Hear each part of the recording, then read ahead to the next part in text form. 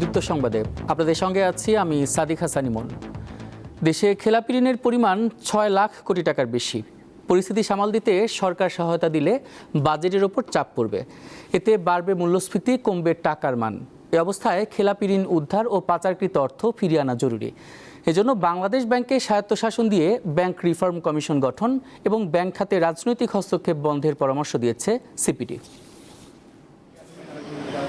২০২৫ সালের নভেম্বরে গণমাধ্যম প্রকাশিত সংবাদে দেখা যায় ব্যাংকিং খাতে খেলাপি ঋণ বিতরণকৃত মোট ঋণের ৩৪% বেশি, যার পরিমাণ ৬ লাখ কোটি টাকার ওপরে। এ অর্থ ১৯টি পদ্মা সেতু নির্মাণের জন্য যথেষ্ট। প্রতিবেদনে বলা হয়, সরকারি সহায়তা না পেলে ব্যাংকগুলো আমানতকারীদের টাকা ফেরত দিতে পারবে না। সিপিডি বলছে, সরকার এটা করতে গেলে জাতীয় বাজেটের ওপর চাপ পড়বে। বিএনপি কিন্তু তার নির্বাচনকালীন ইশতেহারে বলেছেন যে অন্তত ইসলামী ব্যাংকগুলো থেকে যে অর্থ চলে গেছে আমানতকারীদের, এইটা তারা ফেরত দেওয়ার ব্যবস্থা করবেন।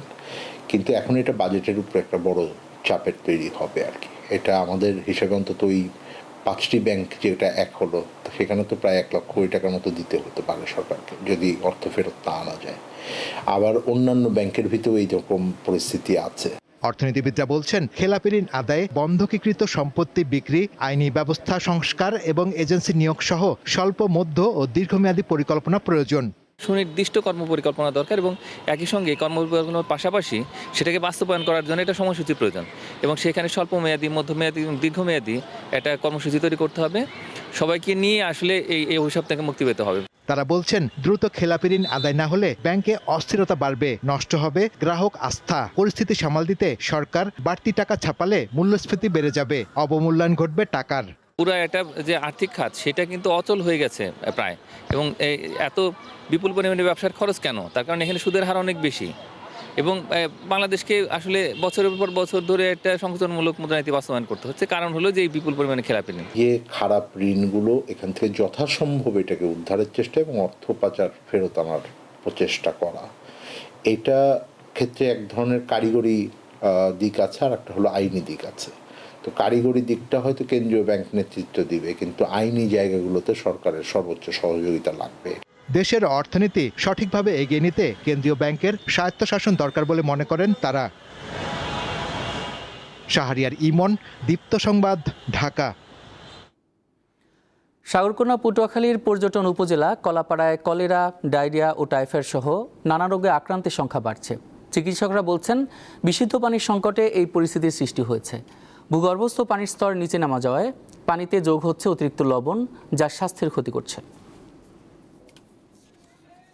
হঠাৎ করেই হাসপাতালে রোগীর চাপ। কলেরা, ডায়রিয়া, আমাশয়, টাইফয়েড আর বিভিন্ন ধরনের পানিবাহিত রোগে আক্রান্ত হয়ে প্রতিদিনই ভর্তি হচ্ছে অনেক মানুষ।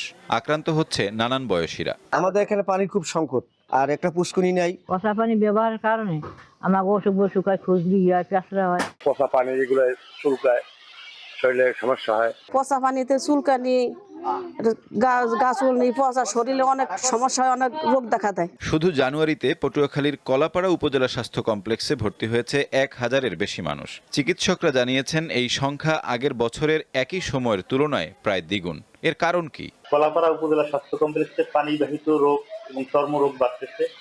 এর একটা কারণ হচ্ছে বৈশ্বিক তাপমাত্রার প্রভাবে এনভায়রনমেন্টাল যে চেঞ্জ হয়, তার কারণে সামুদ্রিক উচ্চতা সি লেভেল বাড়তেছে। এটার কারণে পানির লবণাক্ততা বাড়ে। পানির স্তর ধরে রাখা এবং বিকল্প পানির উৎস নিয়ে কাজ চলছে বলে জানান এই কর্মকর্তা। আমাদের উপকূলীয় অঞ্চলে একটা বড় সমস্যা হচ্ছে, আমাদের এই কলাপাড়ার গ্রাউন্ড ওয়াটার টেবিলটা ধীরে ধীরে নিচে নেমে যাচ্ছে এবং এখানের স্যালানিটিটা বৃদ্ধি পাচ্ছে। বিশেষ করে বর্ষার সিজনে এটা কম থাকলেও শুকনোর মৌসুমে এই প্রভাবটা বেশি দেখা দিচ্ছে। দীর্ঘদিন পর্যাপ্ত বৃষ্টিপাত না হওয়ায় অনেক খাল, বিল ও পুকুরের পানি শুকিয়ে গেছে। যেসব জলাশয়ে অল্প পানি রয়েছে সেগুলো দূষিত হয়ে পড়েছে, ফলে বাড়ছে পানিবাহিত রোগব্যাধি। সাইফুর রহমান শিশির, দীপ্ত বার্তা কক্ষ। রোজার শুরু থেকেই ঈদের আনন্দ ভাগাভাগির ছোঁয়া লেগেছে রাজধানীর বিপণী বিতানগুলোতে। ভিড়ের ঝামেলা এড়াতে ইতোমধ্যে অনেকেই কেনাকাটা শুরু করেছেন, আর বিক্রেতারাও বাহারি রঙের পণ্য সাজিয়ে বসেছেন।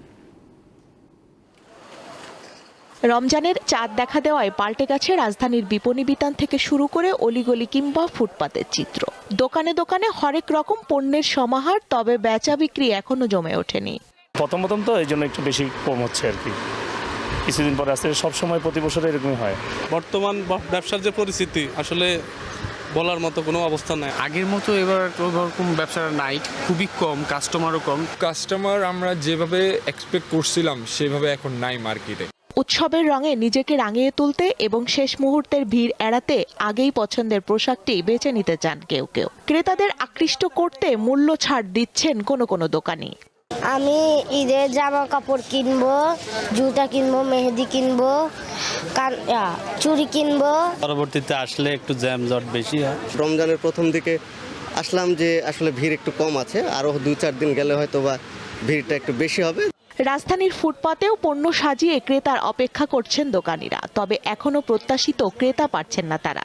15 রমজানের পরের থেকে আমাদের বেচাকেনাটা বাড়ে, এখন আপাতত একটু কম। এখনো বোঝা যাচ্ছে না, আজকে মাত্র দ্বিতীয় রমজান, দেখা যাক আরও 3-4 দিন যাক, তারপর বোঝা যাবে। সবে বরাতের পরে ঈদের কেনাকাটা গত 15 দিন অনেক ভালো ছিল।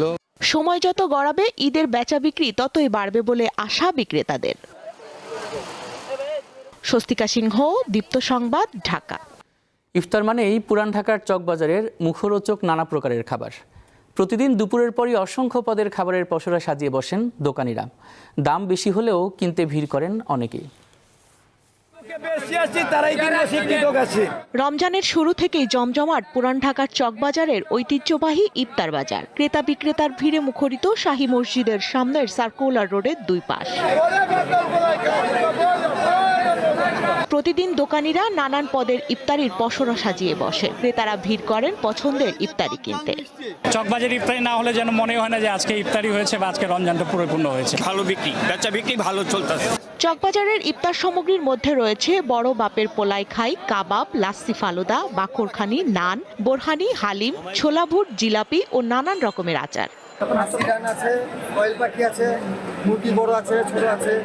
পায়া হলো আপনার 1150 টাকা, হাঁস আছে 1400 টাকা, কবুতর 250 টাকা, মুরগি আছে 400 টাকা, 350 টাকা।